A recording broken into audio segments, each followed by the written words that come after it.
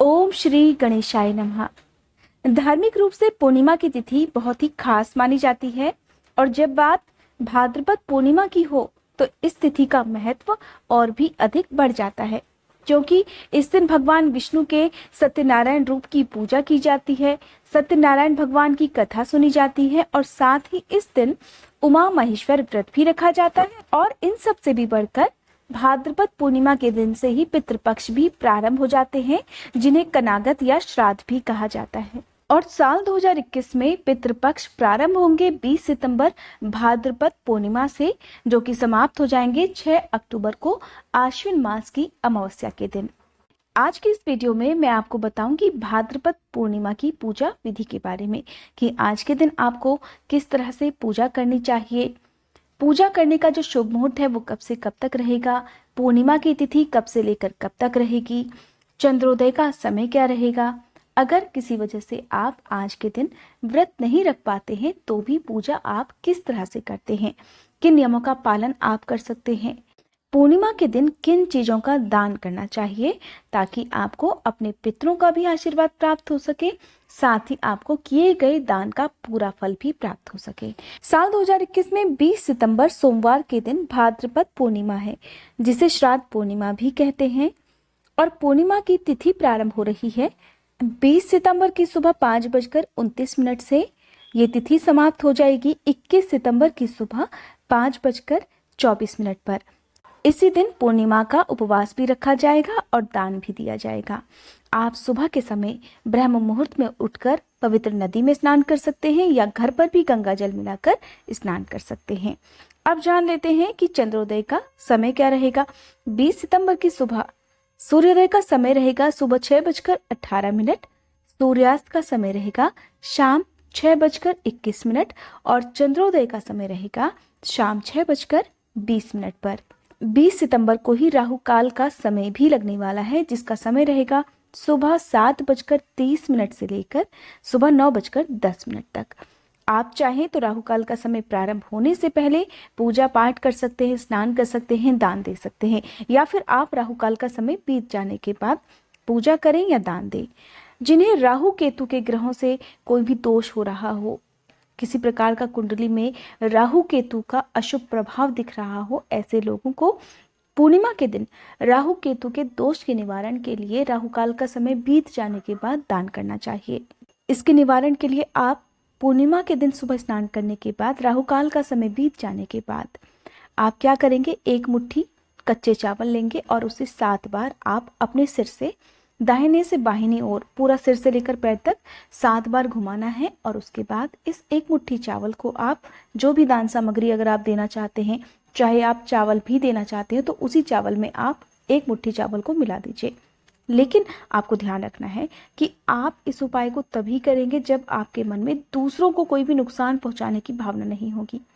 आप इस उपाय को इसी विश्वास के साथ कर रहे हैं कि आपकी कुंडली में अगर राहु केतु आपको परेशान कर रहे हैं तो उसका निवारण हो सके, ना कि इससे दूसरों को कोई नुकसान हो पाए।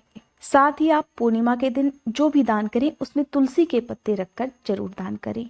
अगर आप वस्त्र का दान करना चाहते हैं तो आपको ध्यान रखना है कि आज के दिन हल्के रंग के वस्त्रों का दान करना चाहिए, क्योंकि पूर्णिमा के दिन सफेद रंग की चीजों का दान ज्यादा शुभ माना जाता है। आप अगर व्रत रख सके तो बहुत अच्छी बात है, अगर व्रत नहीं रख पाते हैं तो भी आपको पूर्णिमा के दिन कुछ विशेष नियमों का पालन करना चाहिए। जैसे कि सुबह आप हो सके तो पवित्र नदियों में स्नान करें, नहीं तो घर पर ही आप गंगा जल मिलाकर पानी में स्नान कर सकते हैं। दूसरा नियम, अगर आप व्रत ना भी रखें तो भी आज के दिन आपका आचरण शुद्ध होना चाहिए। घर में तामसिक भोजन का प्रयोग नहीं करना चाहिए। वैसे भी इसी दिन से पितृपक्ष प्रारंभ हो रहे हैं तो आपको पूरे 16 दिन तक लहसुन, प्याज या जो भी मांसाहार है उससे दूर रहना चाहिए। पूर्णिमा के दिन आप व्रत रखें या ना रखें, आपको पीपल देवता की पूजा जरूर करनी चाहिए। पीपल देवता में कहा जाता है सभी त्रिदेवों के साथ साथ पितरों का भी वास होता है, इसलिए आप ब्रह्म मुहूर्त में उठकर पीपल देवता की जड़ में 1 लोटा जल अर्पित करें, संभव हो तो फल या मिठाई भी अर्पित करें। और आज के दिन आप हनुमान चालीसा का पाठ अगर पीपल के वृक्ष के नीचे बैठकर किसी आसन पर बैठकर करते हैं तो कहा जाता है आपके जीवन में जो भी अशुभ घटनाएं हो रही हैं उसमें कमी आती है, आपको अपने पितरों का भी आशीर्वाद प्राप्त होता है। अब बात आती है उन लोगों की जो लोग पूर्णिमा के दिन व्रत रखना चाहते हैं या दान देना चाहते हैं। दान देने के लिए आपको संकल्प जरूर लेना है, आप व्रत करें या ना करें। अगर आप किसी भी प्रकार का दान पूर्णिमा के दिन करना चाहते हैं तो अपने पितरों का ध्यान करते हुए इस दान को दें। कहा जाता है संकल्प लेकर आप कोई भी व्रत करते हैं, कोई भी दान देते हैं तो उसका पुण्य कई गुना ज्यादा प्राप्त होता है। इस दिन व्रत रखने वाले भक्तों को ब्रह्म मुहूर्त में उठकर स्नान करना चाहिए और फिर सूर्य देवता को अर्घ्य देना चाहिए। पितरों के नाम से जल अर्पित करें और फिर हाथ में जल, पुष्प या अक्षत लेकर व्रत का संकल्प लेना चाहिए कि आज मैं भाद्रपद पूर्णिमा का व्रत करने जा रही हूँ या करने जा रहा हूँ और मैं पूर्णिमा के सभी जो भी नियम है उनका पालन करने का पूरा प्रयास करूंगी। अगर ऐसे में जाने अनजाने में मुझसे कोई भी गलती होती है तो उसके लिए मुझे आप हे प्रभु क्षमा कीजिए। इस प्रकार आज के दिन आप भगवान विष्णु की और माँ लक्ष्मी जी की पूजा करें। सबसे पहले गणपति भगवान की पूजा करें क्योंकि भाद्रपद महीने में कृष्ण भगवान की भी पूजा की जाती है तो आप उनकी भी पूजा करें। संभव हो तो आज के दिन आप सत्यनारायण भगवान की कथा सुनें। आपको सत्यनारायण भगवान की कथा मेरे चैनल पर हर पूर्णिमा के दिन जरूर मिल जाएगी। अगर आप मेरे चैनल पर इस कथा को सुनना चाहते हैं तो आप सुन सकते हैं। विष्णु सहस्त्र नाम का पाठ करें।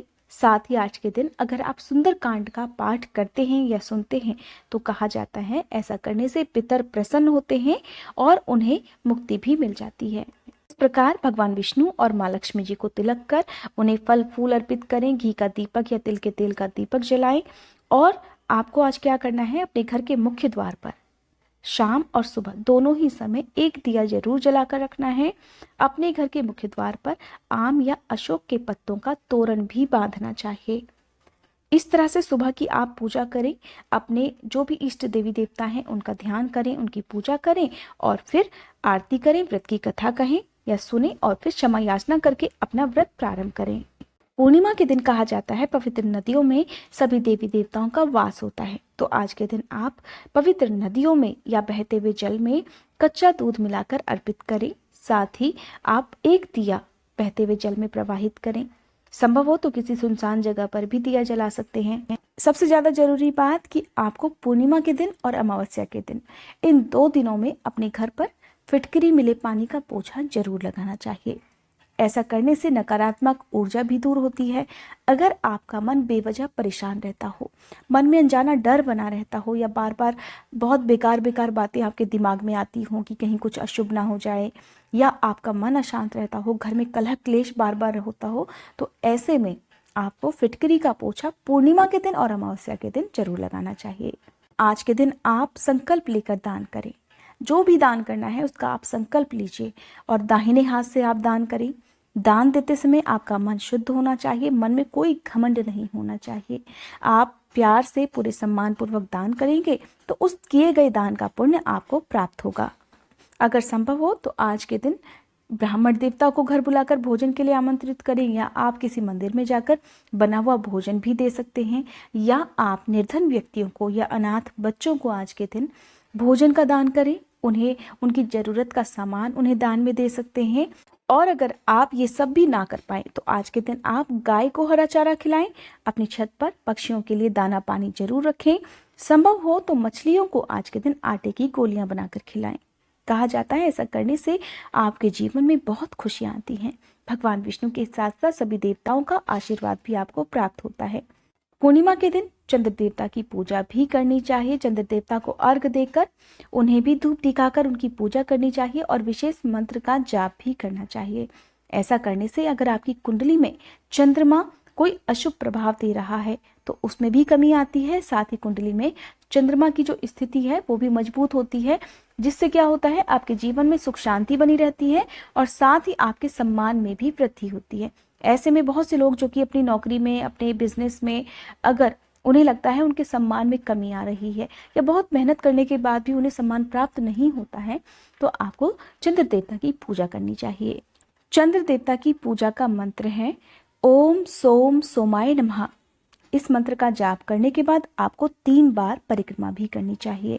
पूर्णिमा के दिन जब भी आप पीपल के वृक्ष की पूजा करें तो इस मंत्र का जाप आप करें। मंत्र का जाप करने के साथ ही आपको 7 बार पीपल के वृक्ष की परिक्रमा भी करनी चाहिए। पीपल के वृक्ष की पूजा का मंत्र है मूल तो ब्रह्म रूपाय, मध्य तो विष्णु रूपिणे, अग्रतः शिव रूपाय वृक्ष राजाय ते नमः।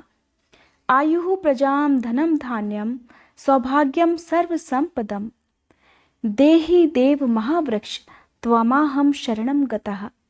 पूर्णिमा के दिन नाखून या बाल नहीं काटने चाहिए, शेविंग भी नहीं करनी चाहिए। इसके साथ ही आप सारा दिन व्रत रखने के बाद शाम के समय भगवान विष्णु को भोग भी लगाएं। भोग में आज के दिन चूरमे का भोग लगाया जाता है। आप चाहें तो आटे को घी में भूनकर उसमें चीनी मिलाकर इसका भोग भी भगवान विष्णु को लगा सकते हैं। व्रत खोलते समय आप शुद्ध सात्विक भोजन का प्रयोग कर सकते हैं। आप चाहें तो मीठे भोजन का भी प्रयोग कर सकते हैं। आज के दिन खीर बनाकर उसका भोग भी लगाया जाता है।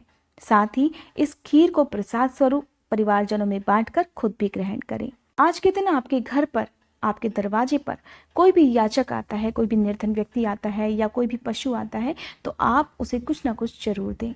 खाली हाथ आज के दिन किसी भी तरह से आपको किसी को नहीं लौटाना चाहिए। इस तरह से अगर आप कुछ नियमों का पालन कर लेते हैं और अपना आचरण शुद्ध रखते हैं, भगवान विष्णु में, अपने आराध्य देवी देवताओं में श्रद्धा और विश्वास रखते हैं, तो आपके द्वारा की गई पूजा, आपके द्वारा किया गया व्रत या दिया गया दान सफल हो जाता है। ये थी आज की वीडियो। अगर आप सुनना चाहते हैं पूर्णिमा के दिन सुनी जाने वाली व्रत कथा, तो इसके लिए आप आने वाली वीडियोस का नोटिफिकेशन पाने के लिए मेरे चैनल को सब्सक्राइब करके बेल आइकन प्रेस करना मत भूलिएगा। साथ ही अगर आज की ये वीडियो आपको पसंद आई हो तो वीडियो को लाइक करके कमेंट बॉक्स में विष्णु भगवान की जय लिखकर मुझे जरूर बताइएगा कि ये वीडियो आपको कैसी लगी। आप अपने सजेशंस भी कमेंट बॉक्स में मुझे दे सकते हैं कि आपको मेरे चैनल पर क्या सुनना पसंद है।